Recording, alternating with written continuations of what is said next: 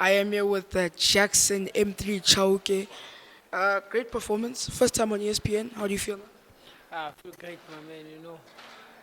As long as there's a W, I'm happy. As long as I do what I say I'm gonna do, I'm happy, my man. Yeah. I'm happy. Let's get straight to the point. Your prediction stands correct. Round three is where the stoppage came. How do you feel? I feel very happy, man. At least I can start predicting fights now. The last time I predicted the fight, it was when I was fighting Ramachole and I got dropped in the first round. So I had to fight my way back to the fight. So I told myself I'm never going to predict fights anymore. But here I am again. I'm predicting fights and I'm knocking them guys out. Do you see yourself predicting fights anymore after this one? Definitely, I'm predicting the next one. September, Kotani, 8 rounds. So, how would you rate your performance out of 10 and why? I'll rate my performances. This performance, I'll rate it. I'll give it an 8. You know, physically I was okay, mentally I was okay, but the guy was a bit awkward for me. I needed to adjust a bit.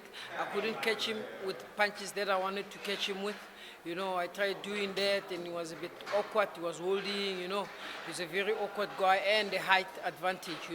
When I tried to hit him with the straight right, it was easy for him to maneuver my punches. But all in all, I'm happy with my performance. Was this fight what you expected it to be? It wasn't what I was expecting it to be. I thought the height advantage was not going to be a problem for me, but the first few minutes it was a hiccup for me, but I managed to handle it. So, if we can compare this fight to the last fight, what have you improved on from your last fight? My man, you see, this fight, I wouldn't even want the video to watch this fight because it was too short. With the improvements and all of that, I think I'll say I have improved, but I didn't show a lot for this fight because I also know there were people watching. They want to see because of what you call the next fight. So, how do you plan on improving for the next fight coming? Hey, my man, me, I'm old school. Go back to the drawing board and train hard. So you did mention that you want to drop Kotana in the eighth round. Is it really going to happen in the eighth round? How do you plan on beating him? Yeah, but man, that one I'm gonna chop him down. I'm gonna break him down like a tree. I'm gonna start him from down, go up. I'm gonna stop him, and he knows it. You know, he won't go 12 rounds with me. I've been in this game for long. I think, my man, when I started boxing, you were not even born, my man. When were you born? 8. 2008. I was in Beijing. Say 2008. You're the same age as my son. Which month? January 9. January 9.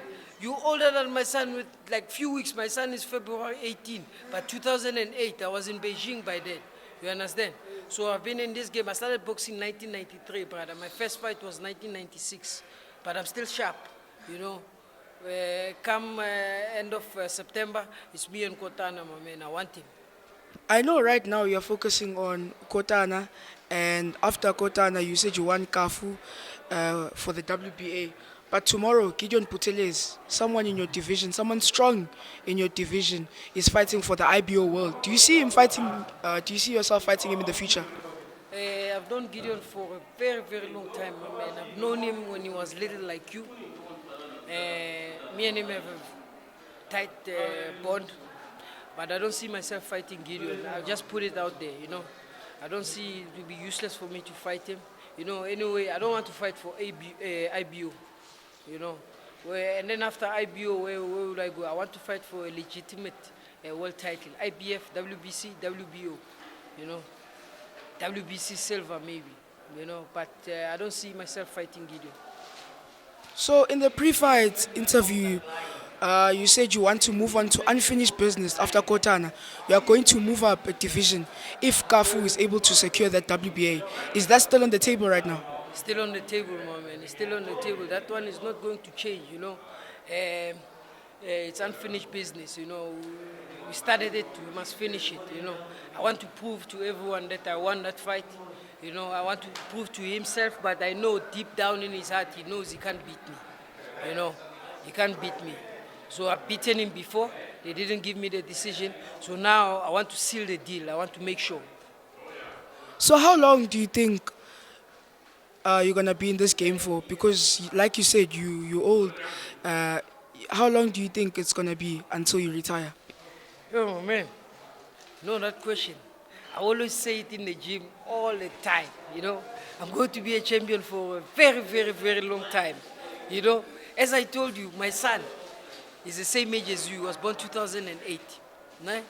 So now, by the time I retire boxing, which means I am supposed to secure money for him to go to university, and I got another one who is 1 year now. You see, you see that my journey is long because I don't do this for myself now. I do this to provide for my family. You know, that's how I provide a better life for my family. You know, that's why I box. If it wasn't for them, I wasn't going to box. I was going to do something else. You know. So it was your first time on ESPN. How have you enjoyed your experience here on ESPN? I enjoyed it. The ESPN promotion, it's very organized, you know. I haven't boxed in an organized event like this in a very long time. It was well planned. Everything, it was like 10 out of 10. And would you like to fight on ESPN in the future going forward? Hey, my man, I haven't fought here at home in many years. You know, the last time I fought here, I think I had an interview with you. I fought Emmanuel Josephs. It was Carnival City. So I think it was way even before COVID. Hey, bright, it was long. So I think I would love to fight here. Like most, I want to fight at home, you know, because most of the time I fight. Not that I'm scared to go to Eastern Cape, I'll go there anytime, I'll fight anywhere. But it's also nice to fight in front of family and friends, you know. So we've got 5 months left this year. Do you think that you'll have a fight before the year ends? And I want to have 2 fights before the year ends, you know. I'm a machine, my man, I'm here.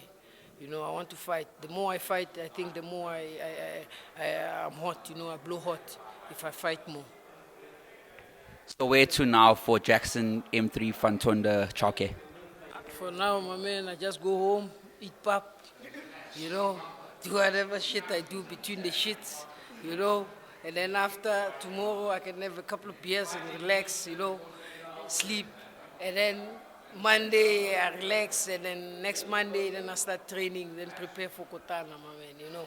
I can take you, you know, I can give you a tour of my life if you want. I can do a reality show with SA Boxing Talk if you want, guys, you know. I've got a very interesting life. Eh? Yeah, so you can follow me around, guys. Huh? Hey, I'm joking. Any thank yous or shout outs to sponsors, family, friends, anyone watching this? Firstly, I would like to thank God. Secondly, I would like to thank my trainers, Damien and Anderson Kasembe, and my sparring partner, and my boy, who's that boy who's fighting now in Eastern Cape, the junior fly. He was helping me with sparring, Shabalala. And thank the Malinga camp for coming through, helping me with sparring, prepare for this fight. And lastly, I would like to thank my sponsors, KB's Earth Foods and Wall Street Financial Services, Savega Security Armed Response, you know, and T-Bar and Grill, you know. Those people, they keep me going, you know. I just want to say I really appreciate the support they give me. It's been acknowledged.